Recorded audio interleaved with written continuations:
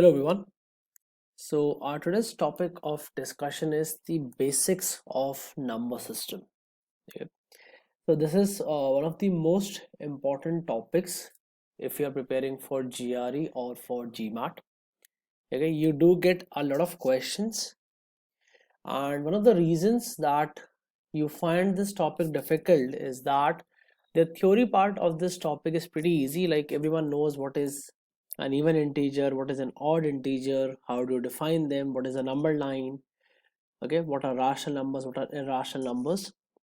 However, when you come to the question part of it, it becomes really difficult. Like for example, everyone knows what is SCF, LCM, but if I ask you a question on LCM and SCF, it's not going to be an easy one. Okay, so the application part of this chapter is really difficult, so that is something we actually need to focus upon.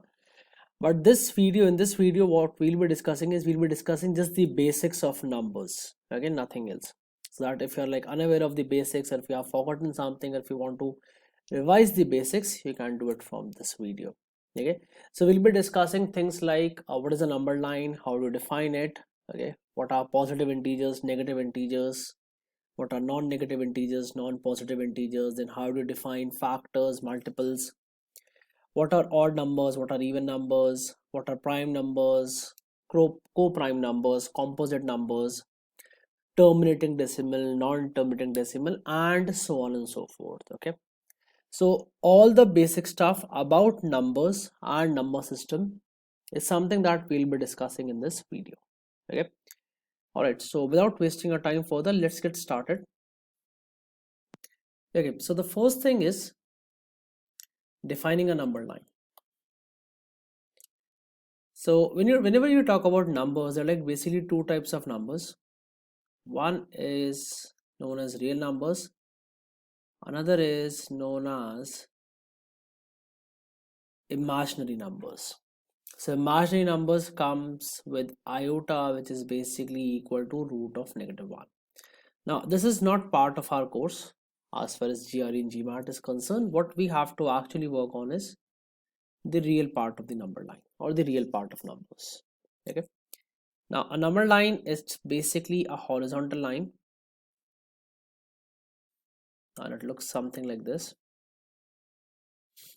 We have 0 at the center, negative infinity on the extreme left, and positive infinity on the extreme right.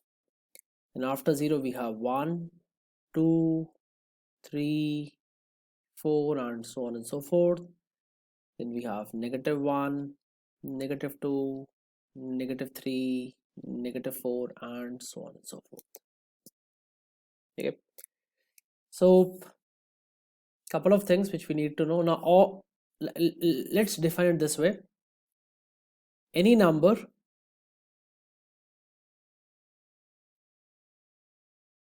that lies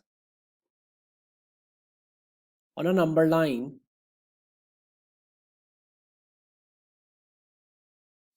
is a real number. Someone asks you like how to define a real number. So any number that lies on a number line, it's basically a real number. Okay, so for example 1 2 3 3 by 2 4 by 5 -4 -7 by 3 root 2 root 3 negative root 2. Okay, I'm not saying root of -2, I'm saying negative root 2, negative root 2, root 3. These are all real numbers, positive, -0. So this basically consists of positive, negative, and 0. All of them are like real numbers. So any number which can be represented or which lies on a number line, it's basically a real number. That's it. Okay, this is how you define it. Okay, now the first thing that comes is like, what are positive numbers?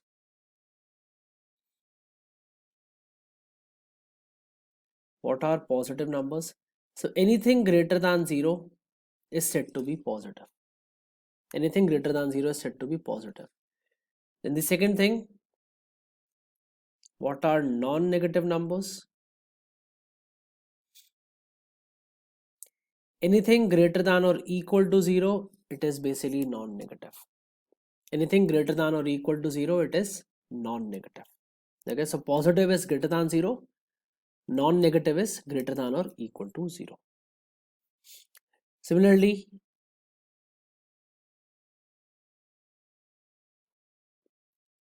what are negative numbers?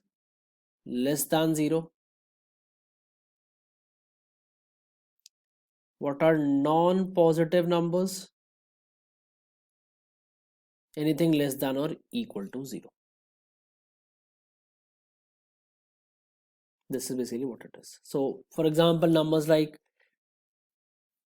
if you want examples of positive numbers, then example of positive numbers are like 1, 2, 2.4, 3.6. These are like all positive. Add 0 to them, they will become non-negative. Similarly, negative, it's like -1, -2, -2.4, and so on and so forth. You add 0 to it, it becomes non-positive. Okay, so you do get these terms. So you need to know like what's the difference between a positive number and a non-negative number. What's the difference between a negative number and a non-positive number? For example, let me give you a question. Let's say it is given to me that A and B are non-negative numbers,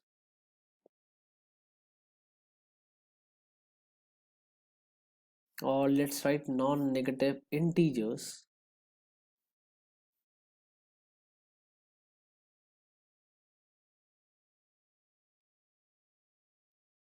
Find maximum value of A if A plus B is, let's say, less than 30, for example. Okay, and instead of this question, instead of saying non-negative, let me use the word positive. So let me know what would be the difference. Will there be any difference if I use the word non-negative or if I use the word positive? Will there be any difference as far as question is concerned? Or will the maximum value of A be the same? Okay, let me know your answer in the comment box. Alright, so now you know what are positive numbers, non-negative, negative, non-positive. Similarly, we can also talk about the term integers. Like, what are integers?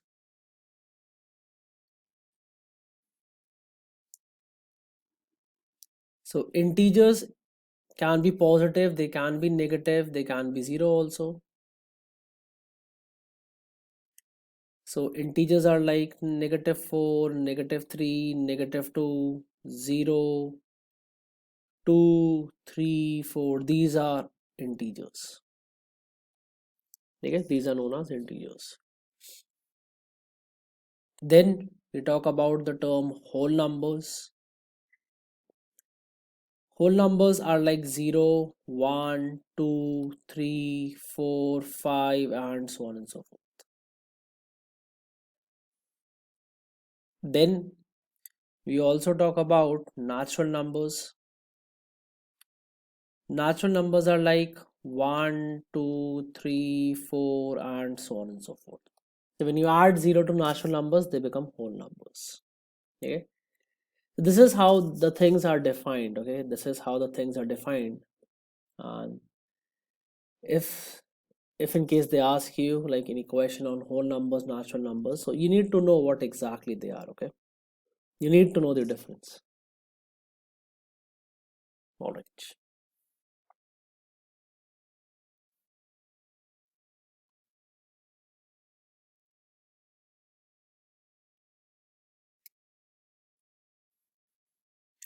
Similarly, the question can be like, what are fractions?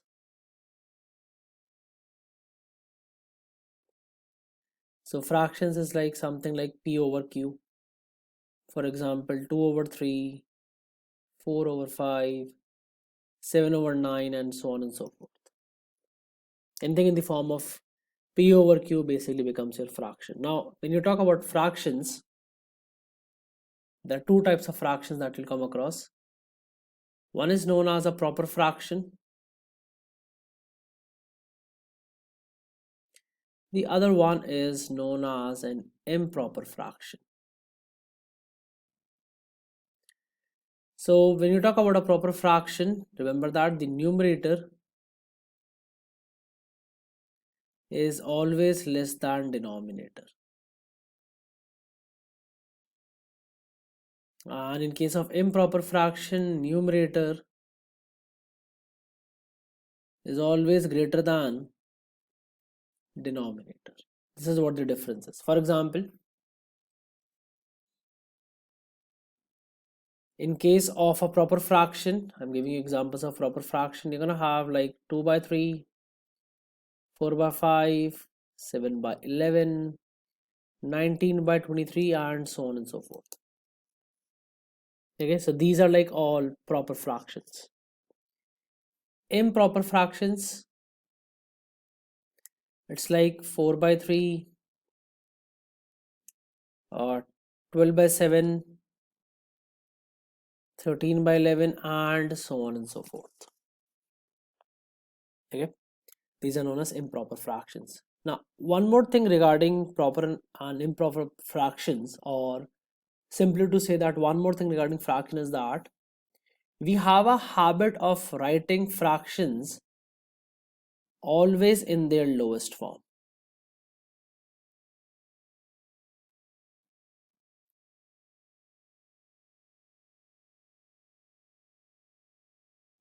I'm not saying it's mandatory. We have a habit of doing this. Okay. For example, I'll not say that the fraction is 12 by 9. I'm going to say that the fraction is 4 by 3. Or I'm not going to say that fraction is 9 by 12. I'm going to say that it's 3 by 4. I'm not going to say it's 6 by 4. I'm going to say it's 3 by 2. We have a habit of writing them in their lowest form. Okay. So both the ways it's correct. It's not that 3 by 4 is correct and 9 by 12 is incorrect. No, it's not like that. Both of them are correct. We have a habit of following that pattern. That's it. Nothing else is there. All right. Let's move on now.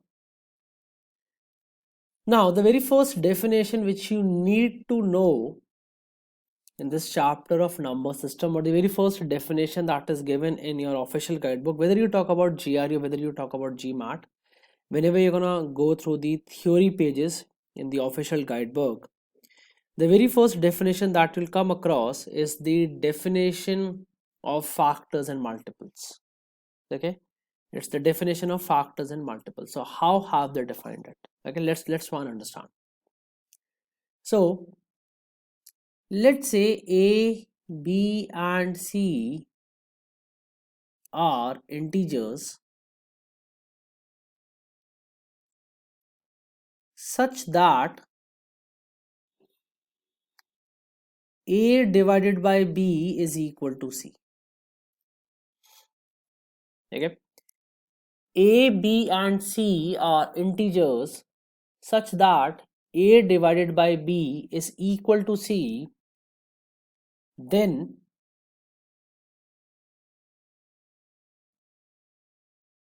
we can say that A is a multiple of B and B is a factor of A.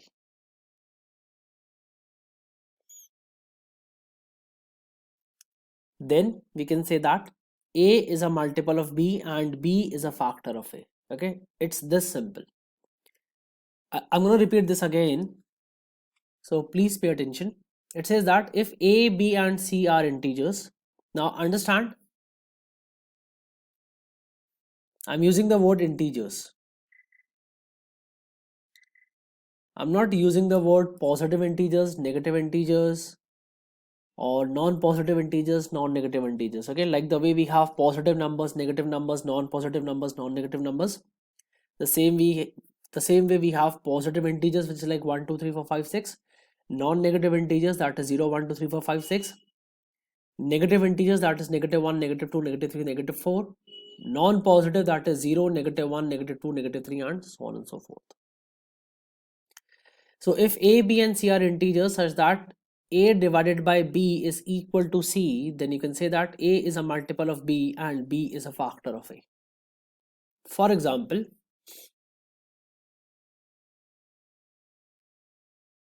10 divided by 5 is equal to 2. 10 an integer, 5 an integer, 2 an integer, which means 10 is a multiple of 5 and 5 is a factor of 10, which means 10 is a multiple of 5 and 5 is a factor of 10. Or for example, 8 by 2 is equal to 4. 8 by 2 is equal to 4. 8 an integer, 2 an integer, 4 an integer. 8 is a multiple of 2, 2 is a factor of 8. 8 is a multiple of 2, 2 is a factor of 8. If I do 100 divided by 0.1, then this will also be equal to 1000, which is also an integer. 100 an integer, 1000 an integer, but 0.1 is not an integer. This is not an integer.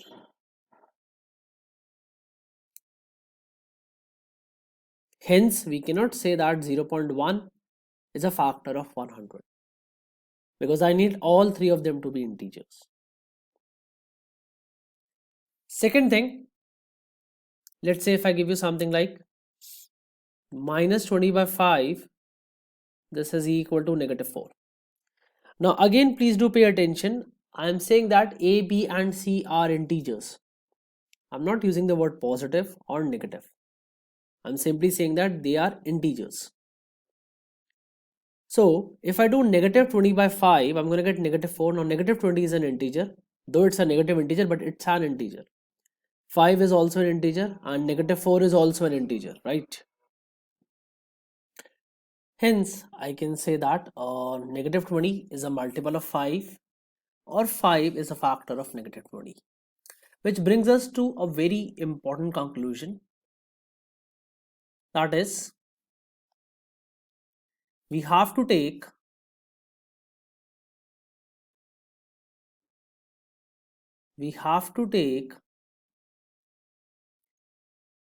negative factors and negative multiples into consideration.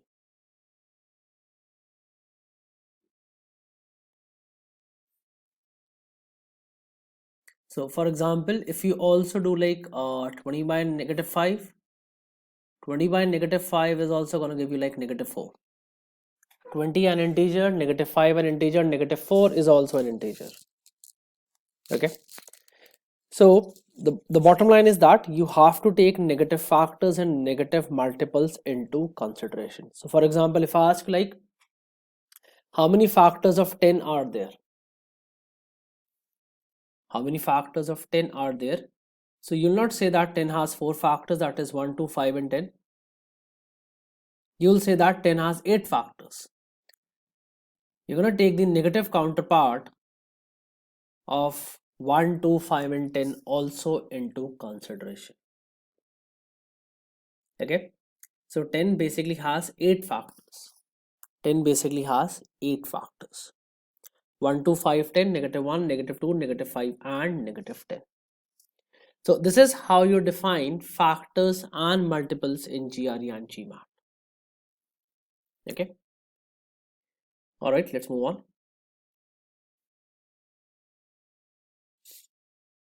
Next thing is how to define odd and even numbers. Okay. There's a very simple way of defining odd and even numbers. So we will simply be defining even, and whatever will not be even, that will be odd. And whatever will not be even will simply be odd. Okay, so when you talk about the definition of even number, it goes something like this. Any integer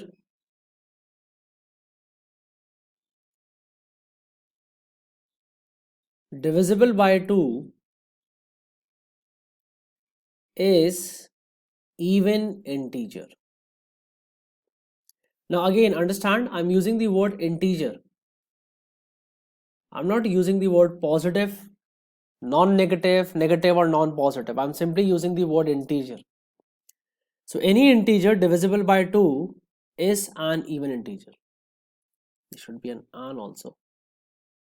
Is an even integer, that's it. For example, 4, 20, 32, -6, -8, -10, and so on and so forth. Any integer divisible by 2 is an even integer. Or in other terms, you can say that any even integer can be written as, or can be written in the form of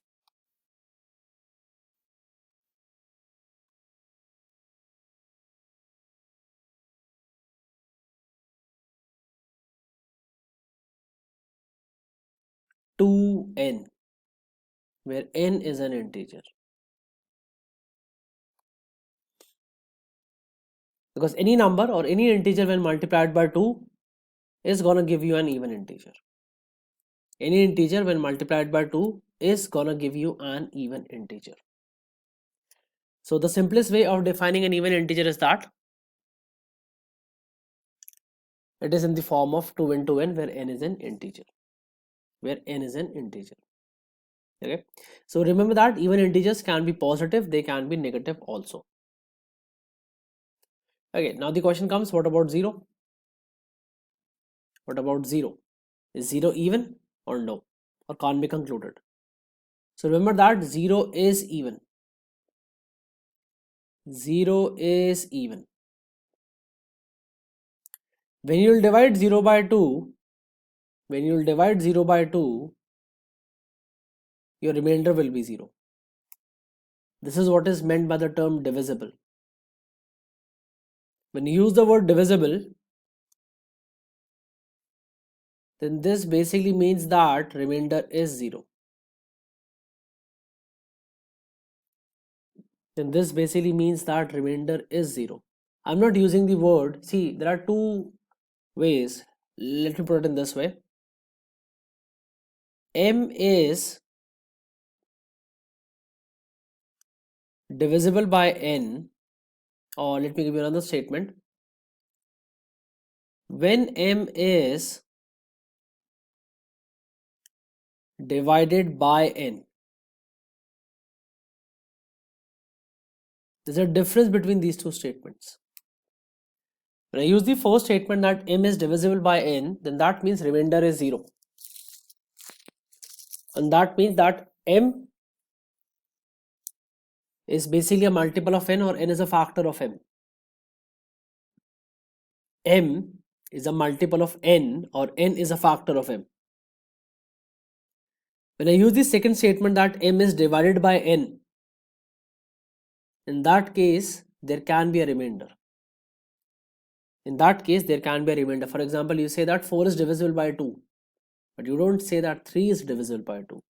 You say that when 3 is divided by 2, then remainder is 1. Okay, that's where the difference is. All right. Now, how do you define odd numbers? Any number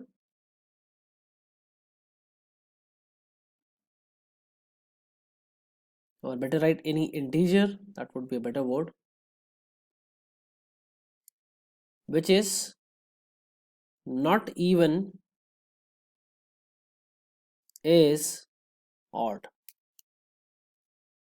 Any number which is not even is odd. Okay, do you know the interesting part, that is if you take any two numbers, one of them has to be even, the other has to be odd. If you take any two consecutive numbers, my bad. If you take any two consecutive numbers, one of them is even, one of them is odd. So the odd and even numbers like come one after the other. So it's even, odd, even, odd, even, odd, even, odd, and so on and so forth. So how do you define odd numbers, or how do you write odd numbers in a mathematical way? The general form of writing odd numbers is 2n plus minus 1. It is 2n plus minus 1 because 2n is even. Now whether you add 1 to it or whether you subtract 1 from it, in both the cases you're going to get odd numbers. And remember that these two things are really important. These two things are going to help you a lot. That is 2n is even and 2n plus minus 1 is odd. These two things are going to help you a lot while solving the questions. Okay. All right, let's move on.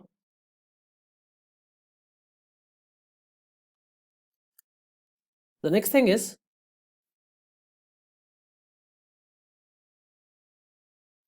how do we define prime and composite numbers and what are co-prime numbers? Okay, let's see how we can define them. Okay, and I'm just gonna remove them. There would be some software problem. Please excuse me for that. Okay. Now, when you talk about the concept of prime and composite, the concept of prime and composite is only applicable for positive integers. Remember that.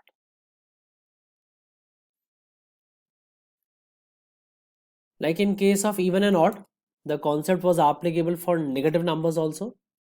But in case of prime and composite, the concept is only applicable to positive integers. Like you don't go on saying that -2 is prime or -4 is composite. No, that would be incorrect. So when you talk about prime and composite numbers, it's only applicable to positive integers. Now, when you talk about positive integers are segregated into three parts. One is prime, one is composite, and one is the number one. One is neither prime nor composite. Like how do we define them? We'll come to this, but like this is the segregation of positive integers: prime, one, and composite. Now how do we define them? Any integer or any positive integer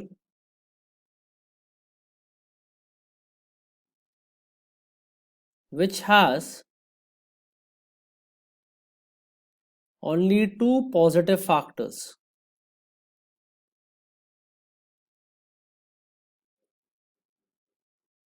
i.e. 1 and the number itself,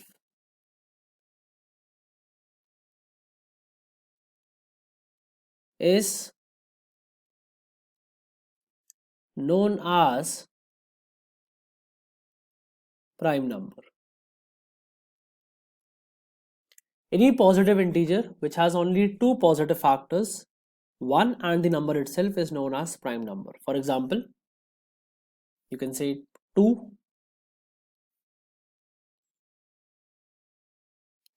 2, 3, 5, 7, 11, 13, and so on and so forth. 2, 3, 5, 7, 11, 13, and so on and so forth. And remember that 2 is the only even prime number. It's the smallest prime number as well as it's the only even prime number. Every other prime number is odd. Every other prime number is odd. 2 is the only even prime number. Remember this.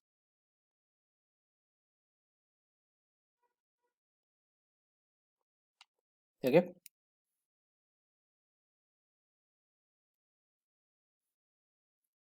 All integers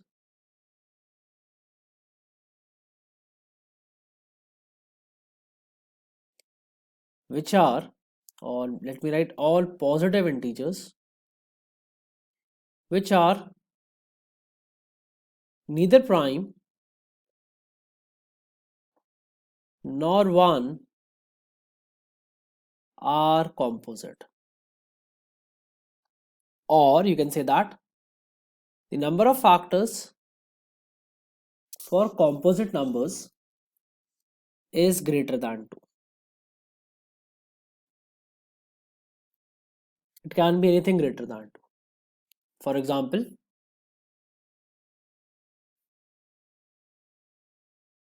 4, 8, 12, 9, 6, and so on and so forth. 4 has 3 factors, 1, 2, and 4. 8 has 1, 2, 4, and 8. 12 has 1, 2, 3, 4, 6, 12. 9 has 1, 3, 9, and so on and so forth. So on and so forth. Okay. All right. One more interesting fact that you should know. If you're gonna have a square number, if you're gonna have a square number, I'm gonna prove this to you also in later stages when we'll understand like how do we calculate number of factors. But just an interesting fact, whenever you have a square number like 9, 4, 16, 25, 36, the number of factors, the number of positive factors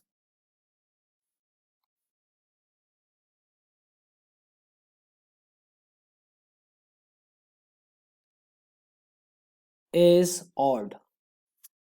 The number of positive factors is always odd, remember that. For example, 4 has 3 factors, 9 also has 3 factors, and so on and so forth. If you take 25, 25 will also give you 3.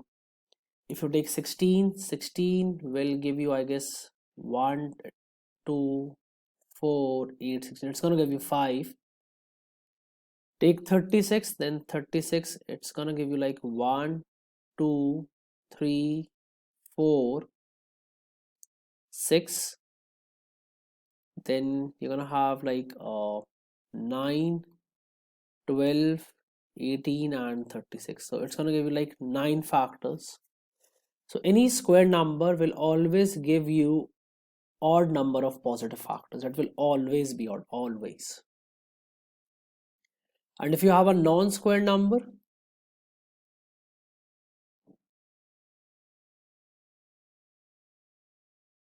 then the number of positive factors is even. It is even. Okay. For example, you take 8, 8 is 1, 2, 4, and 8. That's 4 factors. You take 12, that's going to give you like 6 factors. 1, 2, 3, 4, 6, and 12. Okay. Anyways, what you need to know actually is what are prime numbers and what are composite numbers. So prime numbers is exactly 2 positive factors, composite numbers is greater than 2 positive factors, and then you have the number 1. Second thing is that whenever you talk about prime and composite numbers, the concept is only applicable for positive integers. The concept is only applicable for positive integers. Okay, now let me remove this. The next thing that we need to discuss is what are coprime numbers. So coprime numbers are like any two numbers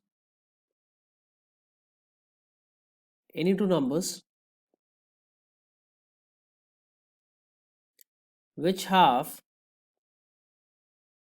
only one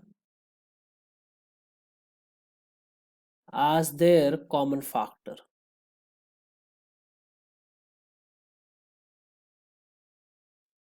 Those are any two numbers which have only one as their common factors.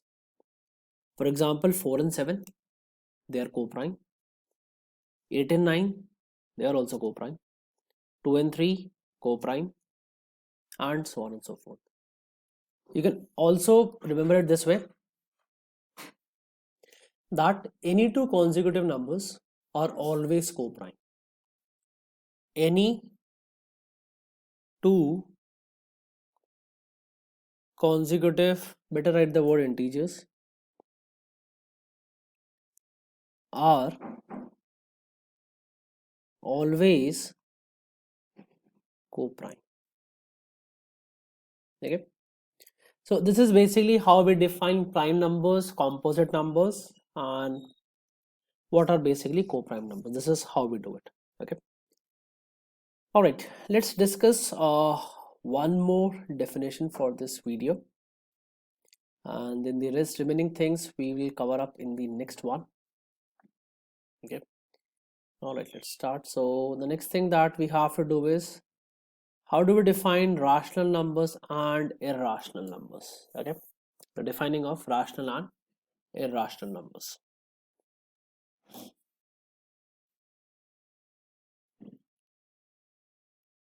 So the definition goes something like this. We'll be defining rational, and whatever is not rational becomes irrational. Okay.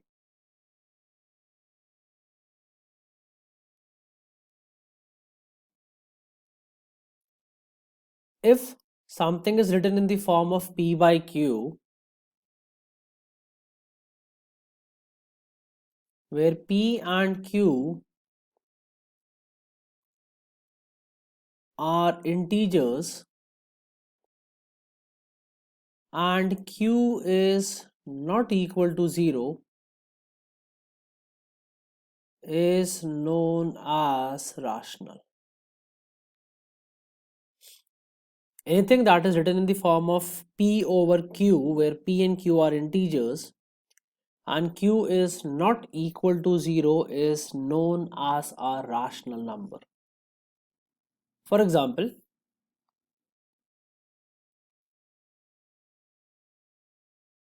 2 by 3, 4 by 1, 7 by 11, 13 by 2, 17 by 1, these are all rational numbers.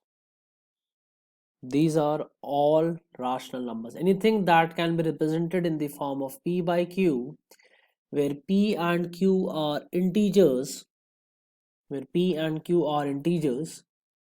and Q is not equal to 0, is known as a rational number. Okay. Another important thing that you need to know is that, this is an important point, whenever you convert the rational fraction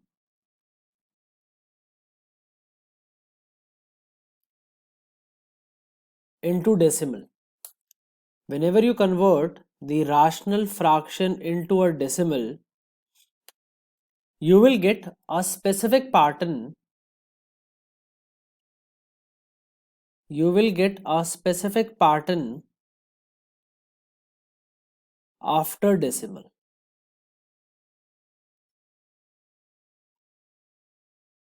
You will get a specific pattern after decimal. For example, let's suppose if I talk about 2 by 3, so this will give you 0.6666 and so on and so forth.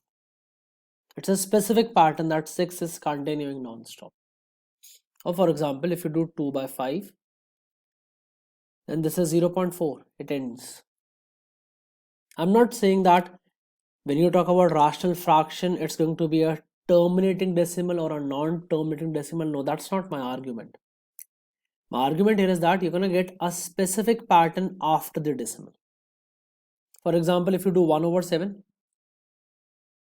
then this is 0.142857 142857 and so on and so forth. Again, you can see that 142857 is repeating itself. It's a specific pattern. You do 1 over 8, that is 0.125.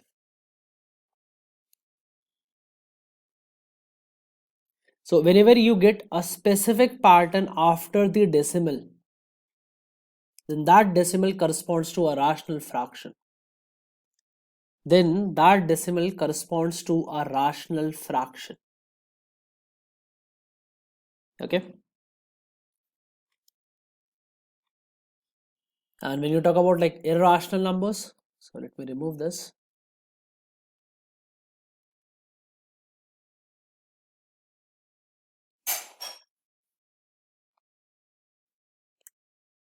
So anything that cannot be represented in the form of P by Q, or is not integer, or if you don't get a specific pattern after the decimal, then that becomes irrational. Basically something which is not rational, it is irrational. So for example, if you talk about root 2, this is irrational. Now it can be represented in the form of p by q, like you can write it as root 2 by 1. But again the point comes that root 2 is not an integer. Root 2 is not an integer. We can also say that root 3, this is also irrational. So the question comes that is root 4 also irrational? So the answer is no. Root 4 is not irrational, because when you're going to simplify this root 4, this will come out to be 2, and 2 can be rewritten as 2 over 1, which is in the form of p by q, where 2 is an integer and 1 is also an integer. Okay. Another important example of an irrational number is the number pi.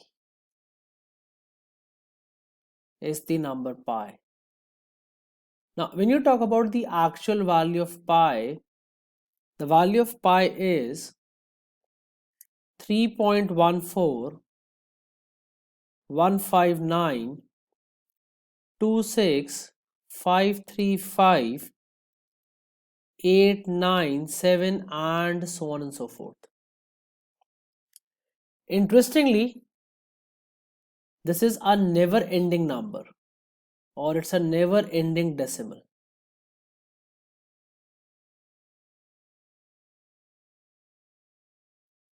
It is a never ending decimal. So pi is irrational and there is no specific pattern also. So apart from the fact that it's a never ending decimal, there is no specific pattern.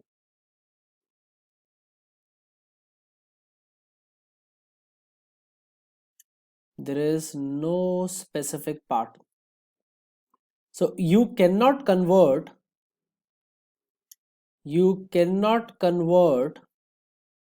pi in p by q form. You cannot convert pi in p by q form. Now you would have this thought that then why do we write pi as 22 by 7? We take pi as 22 by 7, right? Remember that pi is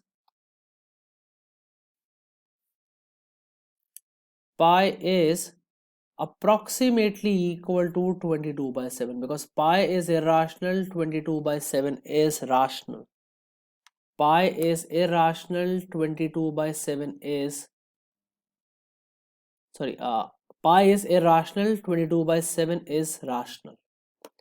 And if you're going to calculate 22 by 7 on your calculators, you'll come to know that 22 by 7 is nothing but 3.142857142857 and so on and so forth.